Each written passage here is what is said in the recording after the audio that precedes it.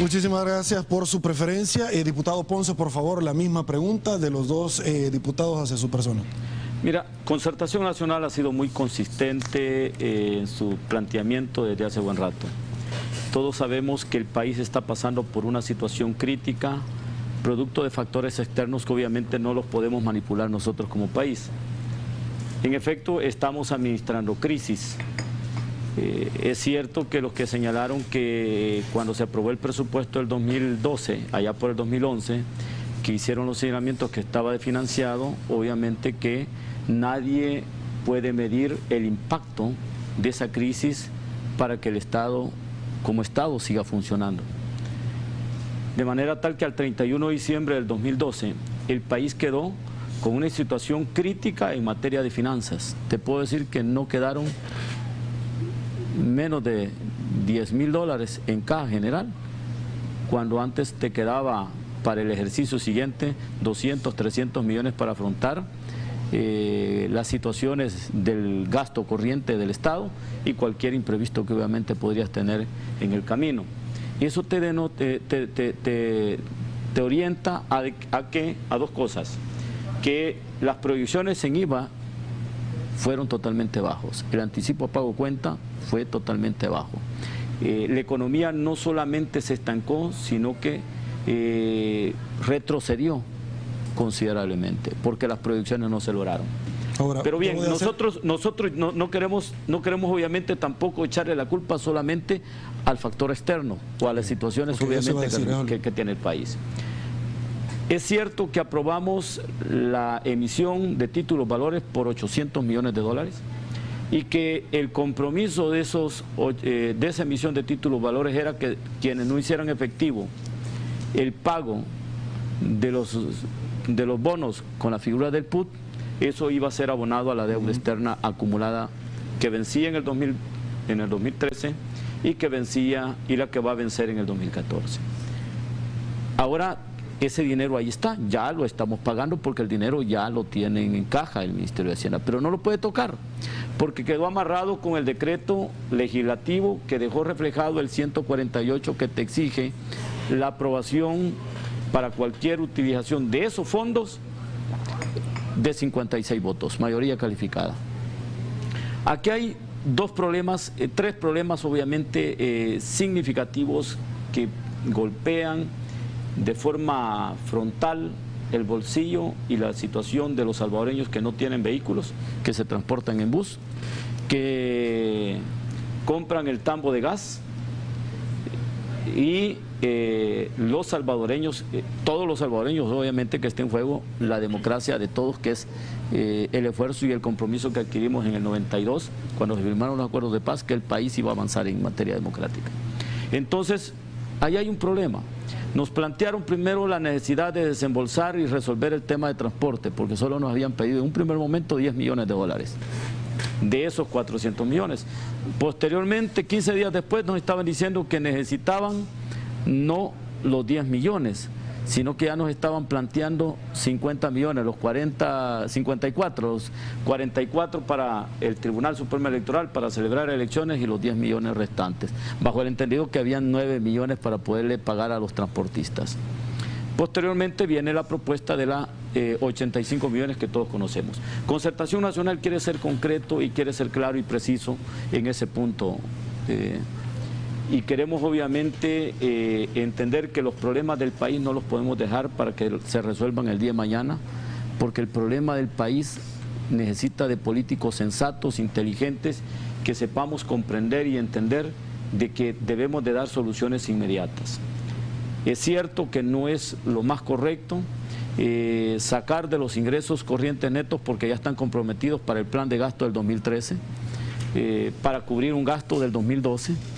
Por lo tanto, no lo podemos hacer, porque entonces dejarías con doble déficit lo que pueda suceder, porque no sabes qué es lo que va a suceder con relación a los ingresos en el 2013. Para gastos imprevistos. Entonces, por eso es que, de hecho, se están sacando los $19 millones de los 6 meses de la deuda que se le tienen a los transportistas. Y creo que ese debe ser una de las primeras prioridades. ¿Por qué? Porque el no hacerlo, Sergio, y pueblo salvadoreño, significa que a ti que te transportas en el bus, a ti que compras el que obviamente te mueves hacia tu trabajo o hacia los lugares donde vas a proveerte de lo necesario para poder vivir, sufre los paros del sector transporte producto de los motivos que obviamente el sector político le estamos dando. Vas a sufrir el aumento del pasaje producto de la actitud de los políticos que obviamente nosotros estamos dándole la pauta. A este sector no hay que darle ni al mínimo motivo, ni para que le aumente el pasaje, ni para que provoque paros, porque al final es la gente que se transporta en bus, la gente de a pie que sufre en carne propia. Esos 19 millones debe ser una prioridad y debe haber un acuerdo político lo más pronto posible para pagarles, porque esta gente del sector transporte también se está ahogando financieramente. Va a llegar un momento que no van a poder sacar sus unidades y en ese caso en particular el viceministro también debe considerar muchas cosas. El día de mañana, para ser exacto, dicen que la gasolina, no sé si la especial sube 19 centavos, la regular no sé, por lo menos ya me pusieron en aviso que pase echándole gasolina al vehículo. Entonces, ahorita que salgamos del canal, ¿quién está soportando en estos momentos la alza acelerada que está teniendo el petróleo y los productos derivados de los mismos? Los transportistas. De manera tal que creo que no les va a alcanzar ni para cubrir los costos de funcionamiento de sus unidades. Con relación a las elecciones, yo sí te puedo decir, el presupuesto que ha pedido el Tribunal Supremo Electoral es demasiado elevado. Tiene que hacerse recorte, tiene demasiada grasa, como dice la diputada Ana Vilma Escobar.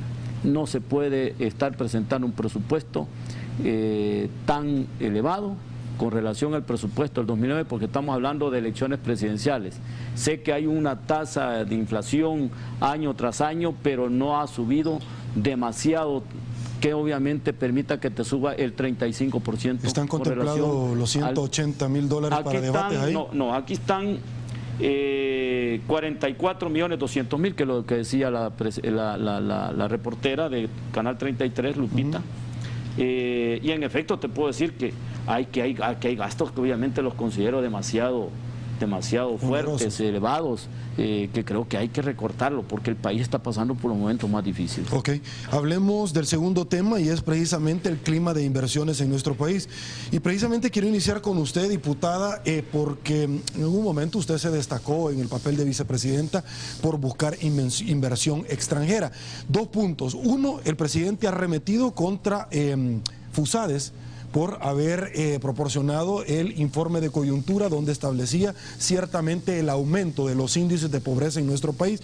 Y 2, el día de ayer veíamos nosotros en Rotativos donde diferentes empresarios, siempre en el marco precisamente del clima de inversiones, se quejan porque no le han devuelto el IVA hasta este momento. Voy a ir con usted, primero con el diputado Avilés, precisamente sobre este tema, diputado, porque se están quejando sobre la no devolución en Hacienda del IVA y el índice alto de pobreza de nuestro país. Eso es otra mira, yo lo que tengo que decir al respecto, Sergio, es que en este tema de los datos sobre la pobreza existen como 2 polos de información: la valoración que ha hecho FUSADES y la respuesta que ha dado el órgano ejecutivo. Sí.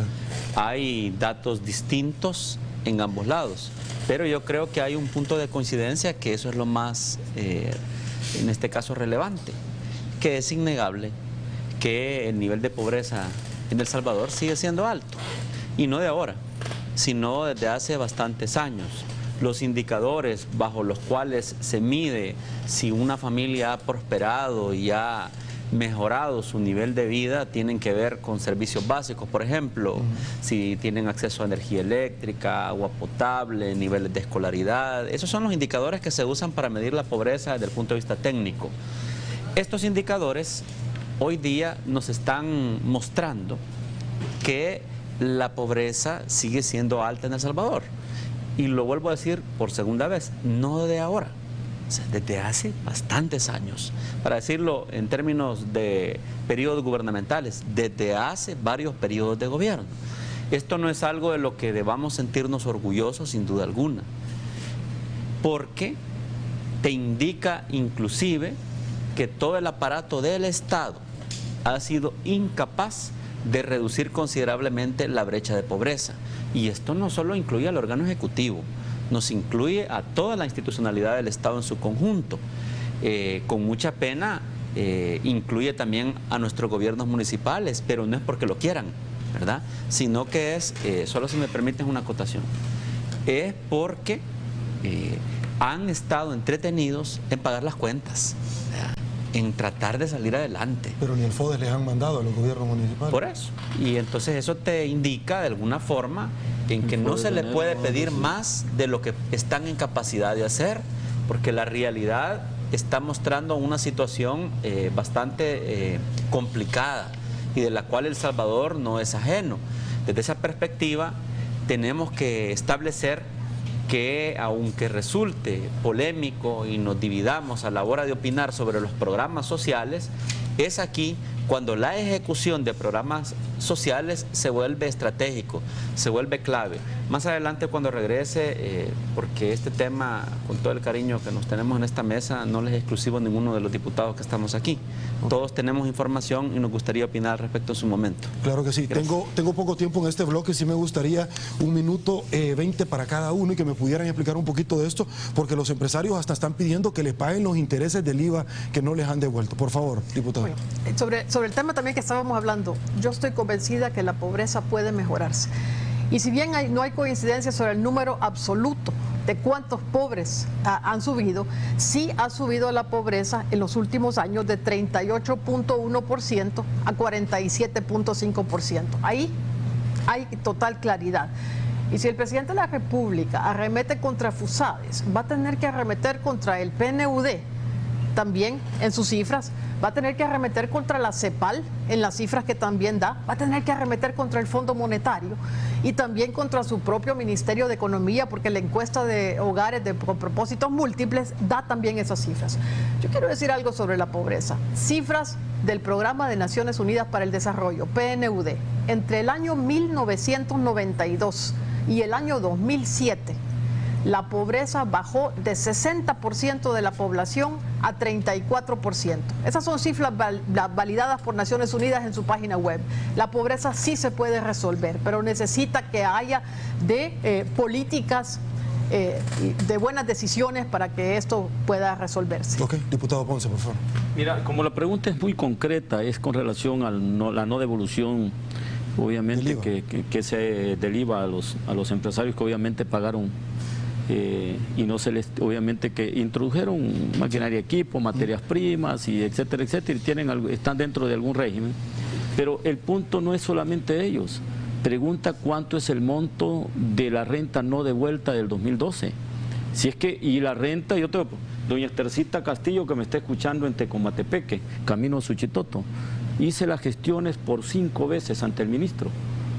Y hasta este momento no le han hecho la devolución de $5.000 de la renta que ella pagó de más. Y ya va a presentar nuevamente la declaración de renta y no, me imagino se la van a quedar debiendo para el 2014. Va a ir en deuda tras deuda, año tras año. Entonces, el problema es que se están acumulando deudas en ese sentido. Así es que lo de los empresarios no es, digamos, casualidad, sino que estamos todos los salvadoreños con... Vamos a hacer una segunda pausa comercial en 8 en punto. Al regresar vamos a hablar sobre el clima político partidario que se avecina para los próximos comicios electorales del 2014. Volvemos.